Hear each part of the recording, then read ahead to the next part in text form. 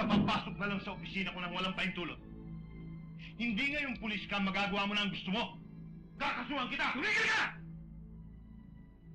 Ilag ng pagkatao mo sa akin, Congressman. Isa kang langgaber.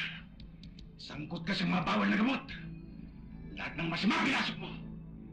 Ilang babae na bang pinatay mo matapos mong pagsamantalaan? Malala ang sakit mo sa utak. Gagalaw!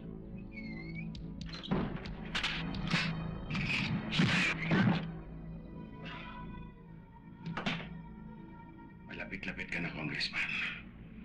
Kaya huwag ka na magpagandang lalaki. Isang bala ka lang.